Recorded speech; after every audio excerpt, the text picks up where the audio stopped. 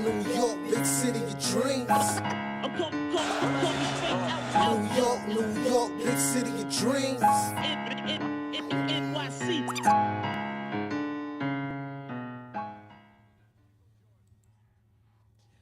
What's going on? This is Jay Ellis from the Knick Of Time Show. Here to give you that Knicks talk just in the nick of time. We get straight to it today.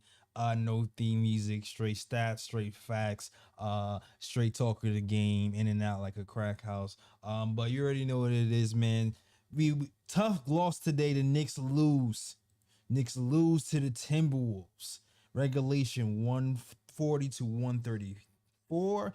Jalen Brunson gives 23 points and 10 assists. Emmanuel quickly finishes with 19 points and 3 assists.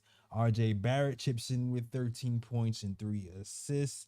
And the Knicks lose, even though they shot 56% from the field. And they got a crazy performance from Julius Randle, who drops a career high 57 points today, and had like a Nick high 26 points in a quarter, but we still couldn't put it together. We came down from 17 down, cut it to with 9 in the first half, only scored 7 points in the fourth quarter, and really couldn't put together stops or points when we needed to. After the Knicks did pretty well for a long time closing out the quarters, today just wasn't that day. And what made it even worse was they did not have Anthony Edwards playing with them today, and the Knicks ended up losing. We're going to talk about it all, the good, the bad, the ugly. It's a lot of ugly though, but we'll get to it. But before we get to it, shout out to Fubo TV. If you want to watch the Knicks for free for 7 days, go to FuboTV.com/KOT. Watch the Knicks. You watch other sports channels, other cable channels as well. Free for 7 days. You can actually purchase it and keep it for past that time. If you do that, we get a little bit of change. You get to watch cable, and you can cut it whenever you want to, all right? Because there's no contract, all right? So shout out to Fubo TV. Now, let me introduce you to my guy, the Latin assassin, ESPN contributor, posting contributor, Deadspin contributor, my man Lee Escobedo. What's going on, Lee? What's up, brother? Good to be here. This has been a harrowing game emotionally. Yeah. I have my good luck charm, my girl next to me watching the game, and I guess it didn't rub off in terms of a win, but it did rub off in terms of an unbelievable Julius Randle game.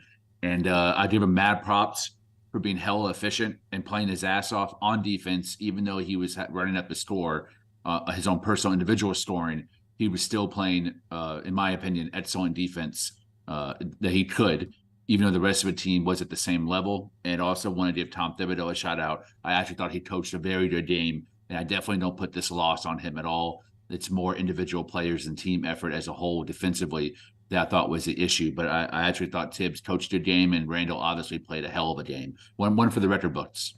Yeah, I mean, for me, there's certain things I think I would have done differently. But before I even get into that, I'll just say, in the grand scheme of things, this loss isn't super huge for us. But what I will say is, from here on out, right, we got 9-10 games left into the season. There's gonna be teams that we're playing that are going to be fighting for their lives, just like this team today. The Timberwolves had a lot to lose if they lost this game. They lost 3 straight. They didn't have Anthony Edwards. Sometimes when you have your back against a wall like that, teams are dangerous, and you get an 8 from 8 night from 3 from Torian Prince, and everybody playing out of their minds. That's exactly what happened today, and the Knicks have to be prepared for that, because this is the days of people kind of resting and not really putting forth the effort at the end of the season. Those days are over now because of that play-in tournament. Teams are fighting for longer periods of time. Even in a season where you have Victor, Wembanyama, like the biggest prize that the NBA has had in a long time, where a lot of people thought like most teams would be tanking. There's a lot of teams still really trying out there, and so the Knicks are going to have to scrap for these next few wins, especially a back-to-back game coming up. So let's keep that in mind. All right. All in all, though, great game from Julius Randle, 57 points. Uh, only 8 Knicks have scored over 50, and it sucks that his effort was spoiled. I felt his frustration when he threw the ball at the end of the game with the tech, even though I didn't necessarily agree with it. The sentiment was felt because you don't want to have a wasted effort like that. But listen, man, this is the Knicks are going to have to adjust to how teams are playing them. And right now, I can keep saying it. They're going to try to take Jalen Brunson out of the game and force other players to beat us. Today, that player that had to win us the game was Julius Randle. Had 57 points today, but wasn't able to finish the game in the fourth. Lee, well, I don't know what you saw. Why do you think we wasn't able to put it together in the fourth quarter? Because to me, it was like take Jalen Brunson out of the game, take away the mid-range shot, let somebody else beat us. I'm not really mad about this loss. I'm more sad about it. The loss in Charlotte, a team that is actively tanking, actively trying to lose games to sweeten their position in the Wembanyama sweepstakes, hurt more for me. This is against a team that, even though they're ninth and I think 1 or 2 games under 500, they're still a highly competitive team that, in my opinion, is fairly well coached. They're extremely deep. They remind me kind of the Memphis Grizzlies, just not as well balanced roster wise, but they have a lot of guys that you can't take lightly that have been veterans in this league for a really long time. And the two of them, Tarian Prince and Kyle Anderson, torched us tonight. And I think MSG has become a place where, and since I've been watching in 2000, not middling, but role players to slightly above better role players have came into the garden and put on a show to raise their stock and name recognition across the league. And tonight, I think Kyle Anderson and Taurean Prince were the two guys that did that.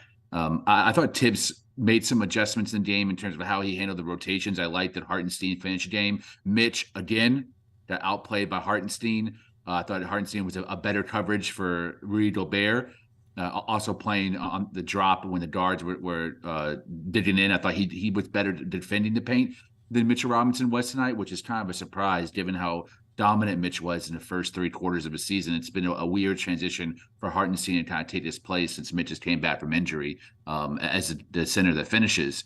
But, guys were just hitting. It was one of those nights that happens sometimes in a league, across a league. The Knicks are not the only ones that are privy to this. Every great team in the NBA, from the Denver Nuggets to 76ers, the Bucks, everyone has that team or that game or a couple of games where a lesser opponent comes in and smacks you offensively or smacks you defensively.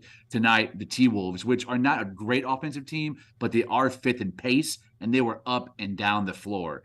And I think not having Anthony Edwards, who really is a ball stopper, and not necessarily a bad way, but as an isolation player, he wasn't there. So more of the role guys were sharing the ball and getting wide open looks. And tonight, the 3-point shots were just falling. Tarian Prince, I don't think he missed a single 3-point shot tonight. I think he hit 7, which is unbelievable for a guy who rarely even hits a 20-point mark for the game, dropped 33, which almost makes up for Anthony Edwards and Karl-Anthony Towns scoring together, which I think to combine is like 44. So you got that from Tarian Prince. Essentially on offense, that output was equalized by the role guys that had that Nets man up mentality.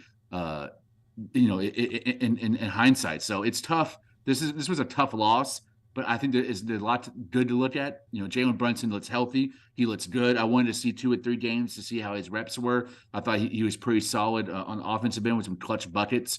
Overall, right now, the main concern for me is Mitchell Robinson and how he's played the center position. I kind of disagree a little bit with you to this one. I feel like Mitch had a rough first half, but I do believe the third quarter, even though he wasn't getting like the massive rebounds, I felt like Mitch and Grimes. I felt like Mitch and Grimes did a lot better job containing that pick and roll that was killing us in the first half, and I felt like I felt like that defense kind of helped stop a little bit of the bleeding in the third quarter, and then Julius Randle went on a run, and we were able to kind of like take the lead briefly.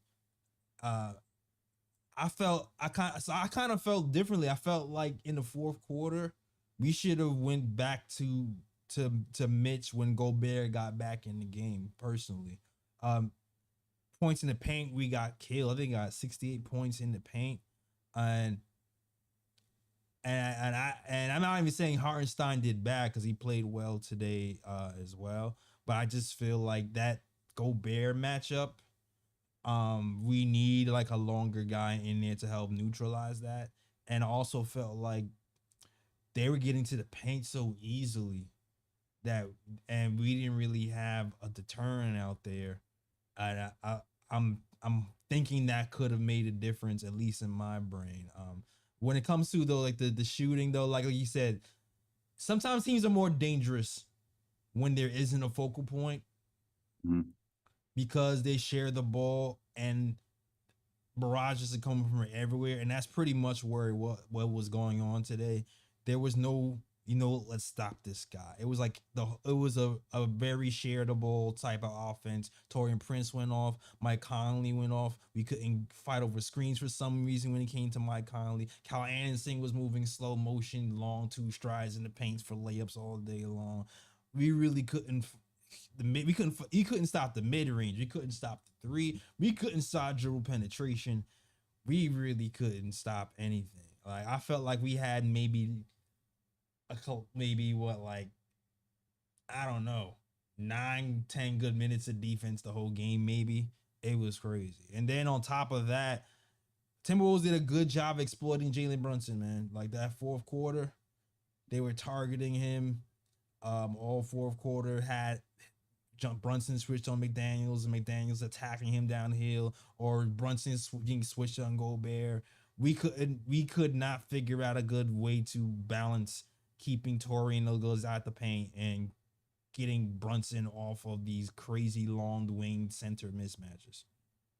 Yeah, I definitely disagree with you about Mitchell Robinson over Hartenstein. My man was 0 points, 9 rebounds for Mitch, and no one on this team was playing a really high level of defense individually or team oriented. So I think that Tibbs went with Hartenstein to provide a little more spacing and secondary playmaking with Randle, hoping Randle would continue to cook and allow him to really operate in the post by himself without Mitchell Robinson out there clogging the lane, and to give him some other, secondary passing besides Brunson to get him in really good looks. And I think that worked for the most part offensively, but the team itself just wasn't stopping anyone on the Timberwolves, because it was like death if we do, death if we don't, because so many guys were hitting tonight. It wasn't like one or two guys were hot. It was that when that second five came in, even the rotation players were playing really well too. Offensively, getting to the basket and hitting threes. It was just a really bad night defensively for the Knicks, and it's one that I'm not going to harp on too much or get real wild on Twitter and want to debate people with, because these games happen in the NBA, and the defense we saw tonight is not the identity of a New York Knicks going forward. So I think we will regroup and be ready for the next game. This was a winnable one, and it'd be really nice for Randle to be able to set a career high with a W next to it. Unfortunate for him, but he played his ass off tonight and really solidified my thinking that he is absolutely a superstar in this league. Yeah, I guess we're gonna disagree with me. Everybody was in a negative to me except for Mitch. Or like, even though he had a rough first half, he had a block in the second half. He had a couple of more rebounds. He had 9 rebounds to what Hartenstein's 8. I don't know. I just felt like the pick and roll. That's not much.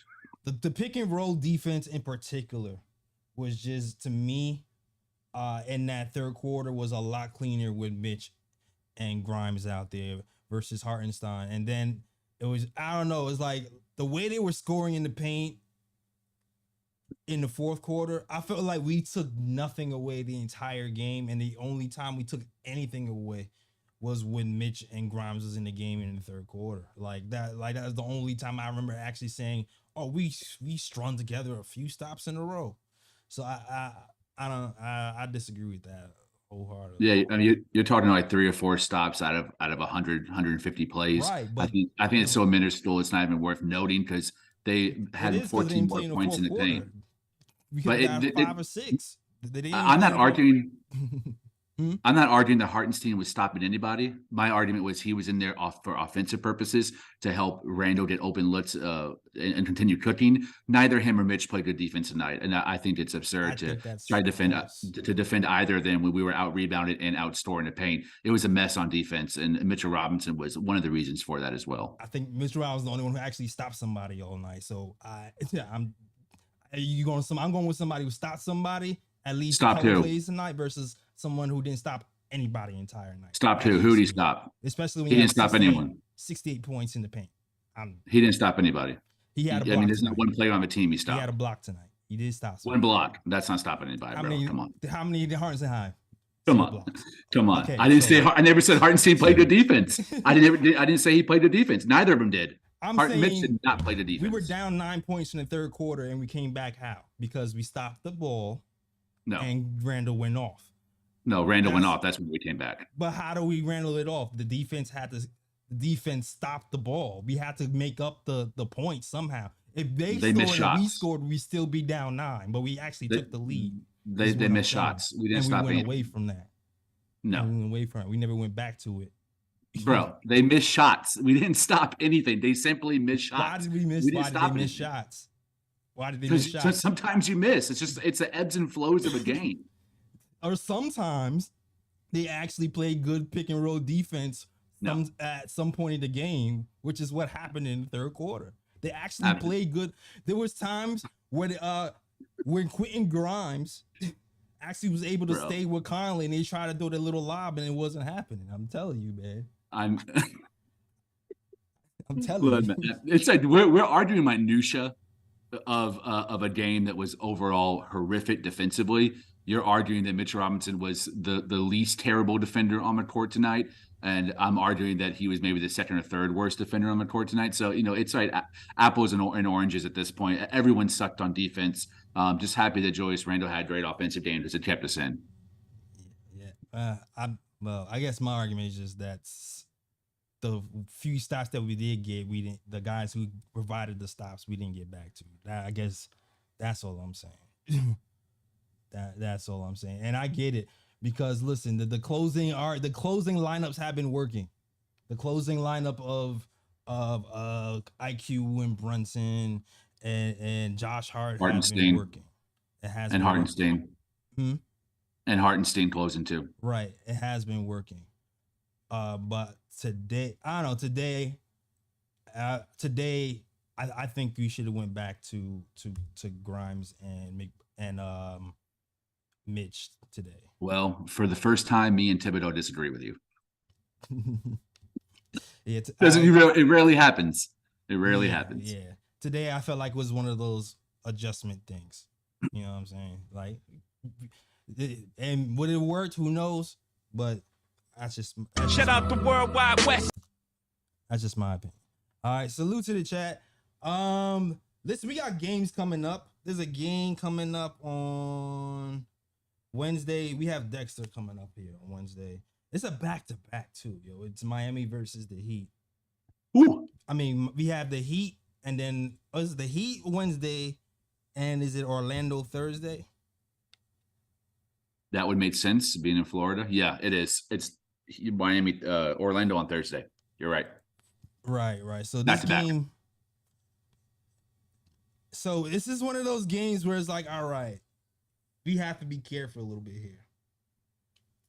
Because just like the Timberwolves, the Heat definitely have a lot to play for. They're in that bottom tier trying to fight for a play-in. They're going to scrap for sure. And on top of that, it is a back-to-back. And those back-to-back games sometimes could bite you.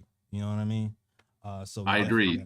We definitely and Miami always plays us tough. Yeah, that is always a hard fought game going back 3 decades. It's just been that way. It's the history of our two teams, the bad blood with Pat Riley. I mean that's just been the case forever. And Orlando is no joke. Of all the teams at bottom of the barrel, Orlando's different. Orlando actually has a very competitive core. They're a very well coached team by Jamal Mosley. They play good defense, and they have an emerging superstar in Paolo Banchero. Of all the bad teams, they're probably the one that I want to face the least. Yeah. Exactly. They're one of those teams where the length can kind of kill you. And you know what? Brunson has done well with length at the latter end of the season. I actually felt like he shoot me shout out to Alex. He made me some Brunson graphics today. I actually felt like Brunson handled the game well. Had 23 points, 10 assists today. The length didn't really bother him for like 3 quarters until the fourth quarter, but Orlando is definitely one of those teams that have a lot of length, so we're gonna have to be careful on how we attack those guys. I see you have a caller coming up. NBIC, you want to call in? Let us know what you think, man. Peace, peace. What's good? What's going on, man? Yo, Yo, how good is Julius Randle, man? Yeah, man. very. I mean, this dude is he is a beast. I mean, I liked him in LA, and I wanted him on the team, but I mean, I didn't know he was going to be this good. I mean, I still think he has a ceiling. I think he didn't reach his ceiling. Yeah, I think he has something there's more dimension to this man's game. Watching him, I mean, he was phenomenal tonight. Even with his, turnovers and emotional breakdowns and stuff like that, he's still a phenomenal athlete. Don't think he's a superstar. I wouldn't jump out the window and say that, but I think he's a phenomenal athlete, and I think he's elite. But I want you guys to understand that this team that we're watching is a special team. We have a lot of intangibles. We have these players that we're assembling. They're meshing. They have a lot of chemistry, and they are really, really good. I've been watching the Knicks for 36 years, and I can't remember a team like this. Now, I want you guys to understand something, right? Since the Knicks' existence, right, 1946 to 73, every 20 plus years, the Knicks either win a championship or they go to the NBA Finals. We're at that stage right now, right? So this has been since the beginning. So we're at that stage, 20 plus years, right? I don't know if this team is being executed properly. Like, I don't think it's being utilized right. Because I think there is more of an upside to this team than we're seeing. I think there's a lot more of an upside. I think we can run more. I think we can run, we can play with anybody. We can play half court, we can run a gun, we can pick and roll, we can do anything. But I think we're limited. And this game tonight showed our limitations. It showed how we're not being utilized to the point that we should be. And in the playoffs, you're going to see it too, because this ain't the first time this happened. We should have won that game. And it's not like, and regardless of the fact that we didn't play defense, you want to say Mitch had a bad game, you want to say Hartenstein had a bad, they couldn't stop anybody. We should have won that game because we could score and we didn't have to play defense the whole game. We just had to get key stops, and we didn't do that. And that's going to be our Achilles heel in the playoffs. And I don't see, and this is what I'm saying, everybody's talking about the Eastern Conference Finals. I believe that we can make it to the Eastern Conference Finals, but we're not going to do it. And I'm going to let you guys talk about this. Peace. Peace. Listen, man, I'm not complaining about pace today. We put up 130 something points. Like, how much more I agree. Pace do you need? 100%. This loss had nothing to do with lack of pace. That's for damn sure. And in fact, we stayed with them pace wise. As I said, they're top 5 in the NBA in pace, and we stayed right there with them. Yeah, pace was not the problem. No. And one game isn't going to tilt the scales of our competitive nature either. I'm not going to jump out a window after one game. Yeah, it's not with the sample size we have. Yeah, it's. I don't know, man. We're in a. I had this team as a 40, as a 500 team. maybe a couple of games over that. We're we're on pace to beat that right now. I'm not Mhm. going to. Yeah, Yeah, me neither. yeah. If anything, if anything, it was just defense to me today. Offense was not the problem today. I mean, maybe in the fourth quarter, the last 7 minutes, you can argue that was the problem was in the last 7 minutes. That's been something that's been our problem all season. Uh, but after the All Star break, that really has been a problem. I think February we were like the number one fourth quarter offensive team Mhm. in the league, and I believe in February, and at least top five since then. So, um, I like to me, like I kept saying, man, I think it's just going to be more of from here on out, teams are going to try to take Brunson out of his game, and somebody else is going to have to beat us. That's pretty much what's going to be the theme from here on out. I felt like we've been handling pretty well. Mostly today, Randle took over. Even RJ Barrett, I felt like had a good start. When they were starting to take the ball out of Brunson's hands. Shoot, I even saw IQ had the ball a little bit today.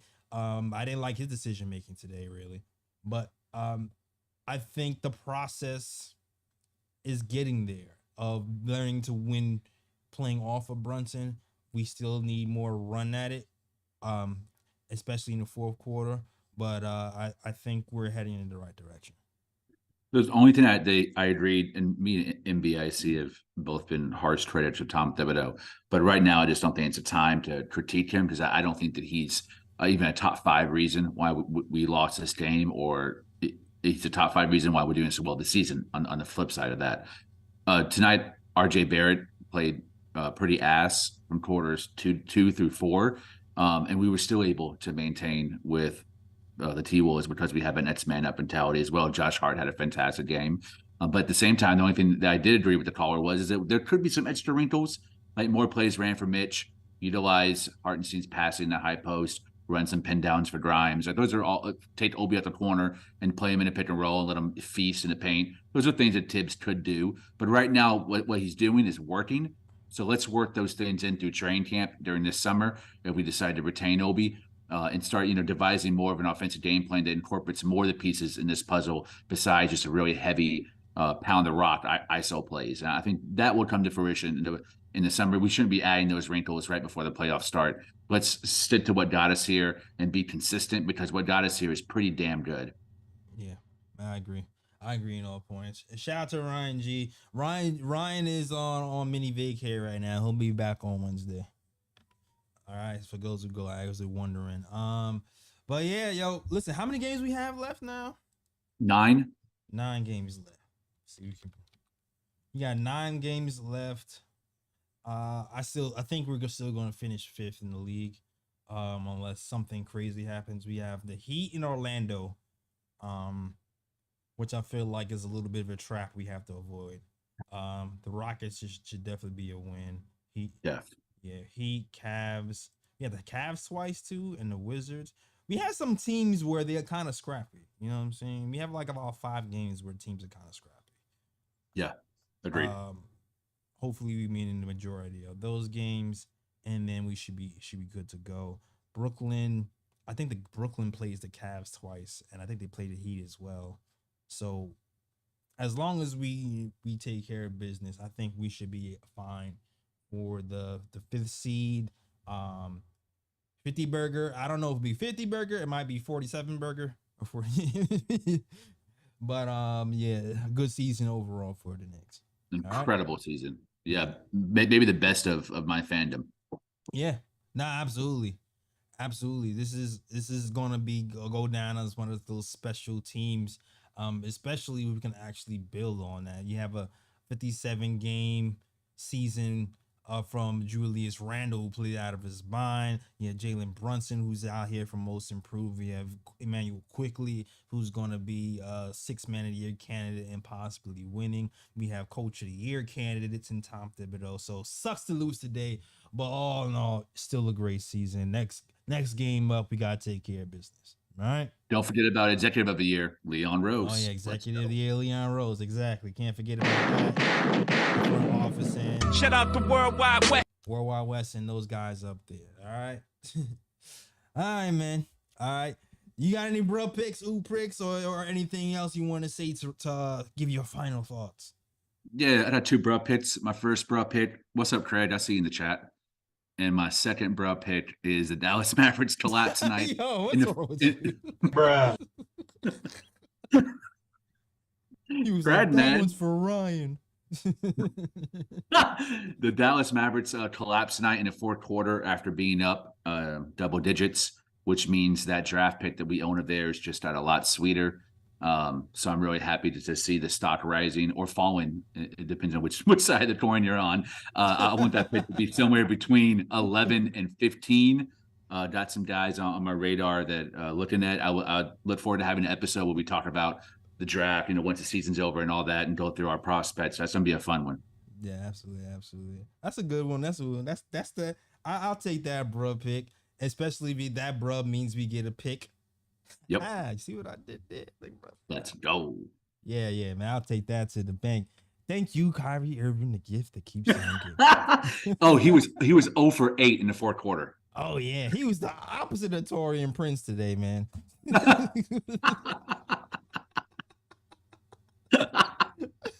Yo, man.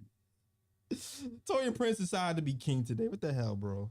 Bruh. Man, rough for Knicks defense today. That was horrible, man. 8 for 8. Amen, bro. 8 for 8 from 3. Whose man's was that for real? Like who was guarding him? Unbelievable. Truly. I don't even want to hear wrap it up anymore the rest of my life. I can't even watch that Dave Chappelle episode the same anymore. Wrap it up, B. Iconic. Oh man. All right. That is our show, man. Shout out to the chat, Alexander, Gabriel Shadow. Shout out to my guy Craig, being a good sport. Picks for Timmy, everybody else is rock with the KOT show. All right. Yeah, let them know where they can find you, Lee. Go ahead. Just follow the breadcrumb trail of bum, and you'll eventually find me roasting somebody. It's at @ Lee Escobedo on Twitter. Come find me. All right. That's what's up. You can find me. Let's see. Where can you find? Or us, rather. Or the KOT. The KOT show. Go, SoundCloud, iTunes, Google Play, Stitcher. Listen to the KOT on those platforms. And where you listen to podcasts, this is the KOT show. Snapbacks. Oh, shout out to someone purchased a snapback and the Oakley tee. So shout out to whoever purchased those. Those are on their way. All right. Oh, Kathy Steele in the chat. Hmm? Kathy's in the chat. Kathy's in it. Kathy's She's in waving it. to you. Hold Come up. on the show. Hold up. First lady of KOT, Kathy's in the chat. Wait, I have to make Kathy be in the chat. Yo, Kathy, if you want to come on the show, hit me up. You have an open pass to be on whatever show you want. I keep telling you that. Just let me know. No doubt. Matter of fact, I might miss a show on the 31st, so we might need you that show. So I'm assigning you, but also whatever show you want to come when you want to do, you can just let me know. Gamer Channel said he's the one who bought the hat. Appreciate you, Gamer Channel. Oh, appreciate you, Jim. Of course, this Gaming Channel. Appreciate you, Gaming Channel, man. Man. All right, I at least gotta make Kathy a freaking mod. No doubt. I guess I should make you a mod too, Lee. Since you be in the chat just as much as everybody else. I might be too reckless to be a mod. I think they'd be blocking me sometimes. Kathy, let me know if you think I should give a leave. What do you think? Bring it to a KOT vote. Craig, should I make Lee a mod?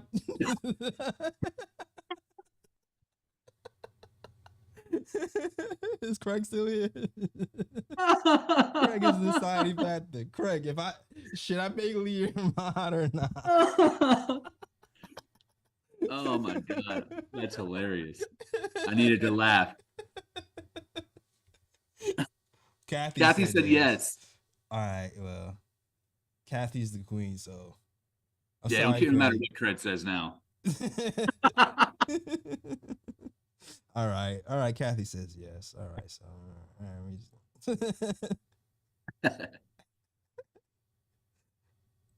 all right, man, there you go, Lee. All right. My dad. That is our show. Dad, Craig was gone. He didn't even get to answer that. Everybody got kicked out of that. He would have got kicked out of that question. That is our show, man. Thanks you guys for watching. Gunshots, we still all right, man. We out of here, bums. All right. As always. Shout out to Worldwide West. Everywhere we go, we leave a worldwide mess. It's a mess out here in these Knicks YouTube streets. That is our show. Wait, why am I on my single screen sport still? I'm sorry. Oh man, I'm laughing too much. All right. Love it. I shouldn't be laughing this much after a loss. All right. That is our show, guys. We out of here. Later. Peace. York, New York, big city of dreams. New York, big city of dreams.